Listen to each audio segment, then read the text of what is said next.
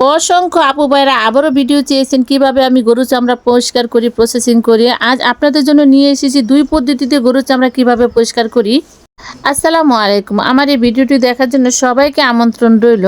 আজ আমি দুটি পদ্ধতি নিয়ে এসেছি এখানে। একটি পদ্ধতি হলো ফুটন্ত গরম পানিতে ফুটিয়ে কিভাবে গরুর চামড়া পরিষ্কার করতে হয়, আরেকটা হলো জ্বলন্ত আগুনে একবারে জ্বলছে কিভাবে গরুর চামড়া পরিষ্কার করতে হয়। দেখতে থাকুন এবং শেষ পর্যন্ত দেখুন ভিডিওটি। এই যে আমি একটা গরু মাথার চামড়া নিয়েছি। এখানে হচ্ছে আমার কুরবানি গরু মাথার চামড়া এত মোটা, এত পুর এবং ভারী ছিল, মনে হয় এখানে 2 মণ ওজনের মাথার চামড়াটা ছিল। আমি কাটতেও খুব কষ্ট হয়েছে, এত ভারী ছিল। তো আমি প্রথমে টুকরো টুকরো করে কেটে নিয়েছি এবং চুলার মধ্যে আমি গরম পানি বসিয়ে দিয়েছি। এই পানিগুলো ফুটন্ত অবস্থায় আছে। এই অবস্থায় আমি কেটে রাখা গরুর মাথা চামড়াগুলো আমি এখানে দিয়ে দেবো একটু একটু করে এবং 15 থেকে 20 মিনিট আমি এগুলো সিদ্ধ করব। একটা ফুলে শক্ত হয়ে যাবে। তারপরে এগুলো সিদ্ধ হয়ে গেলে ছেঁকে ঠান্ডা করে বটি দাও দিয়ে ছিলে নিলে, আমরা যেভাবে তরকারি ছিলি ওইভাবে ছিলে নিলে একদম পরিষ্কার হয়ে যাবে। একদম সহজ, গরুর চামড়া পরিষ্কার করা একদম সহজ এবং ইজি।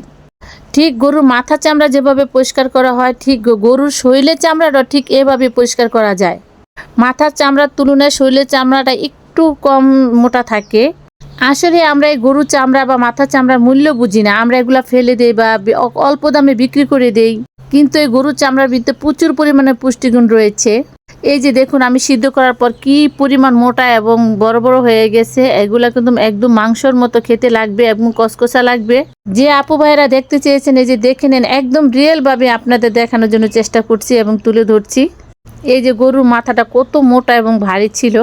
কুরবানি ঈদের মধ্যে প্রচুর পরিমাণে গরু জবাই হয় এবং সেই চামড়াগুলো সিন্ডিকেটের কারণে বা সঠিকভাবে বিক্রি করা না কারণে এগুলো অনেক নষ্ট হয়ে যায়। কিন্তু আমরা যদি ফেলে না দিই, নষ্ট না করে যদি আমরা এটা খেতে পারি, তাহলে প্রোটিনের অভাব পূরণ হবে ইনশাল্লাহ। আর বর্তমানে গরুর চামড়া ভিডিও আপলোড করলে সরাসরি ফর ইউতে ফেসবুক মামা এত পছন্দ করেন, গরুর চামড়া ভাইরাল করে দেন সাথে সাথে। আলহামদুলিল্লাহ, আমি গরুর চামড়া ভিডিও আপলোড করার পর সাপোর্ট এবং সমর্থন পেয়েছি প্রায় 80%। আর 1 বছরের মধ্যে হয়তো আরও 20% সমর্থন পাবো ইনশাল্লাহ। এরপর আর এই গরু চামড়া নষ্ট হবে না। এই প্রোটিন জাতীয় খাবার সবাই খেতে পারবে এবং শিখে যাবে খাওয়া। এই যে দেখুন, এটা আমি আগুনে পুড়ে নিছি। একটা পশমানায় চাইলে আপনারা এভাবে টুকরো টুকরো করে আপনাদের পছন্দ মতো কেটে রান্না করে খেতে পারেন, অথবা উপরে যে আবরণটা থাকে সেটাও আপনারা তুলে নিয়ে খেতে পারেন। এটা যার যার রুচি। পোড়া চামড়াটা খেতে কিন্তু মজা লাগে। আর এই চামড়াটা ছিল শরীরের চামড়া। বাংলাদেশ এবং বাংলাদেশের বাহিরে বিভিন্ন দেশে গরুর চামড়া দিয়ে বিভিন্ন ধরনের রান্নার রেসিপি তৈরি করা হচ্ছে এবং সুস্বাদু খাবার তৈরি করা হচ্ছে।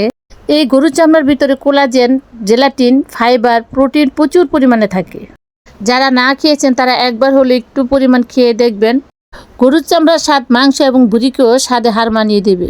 ধুলে একদম জকজকে চকচকে হয়ে যাবে। আর এই যে দেখুন, আমি আগুনে দিয়ে দিয়েছি একবার গরুর চামড়া বড় করে টুকরো করে কেটে।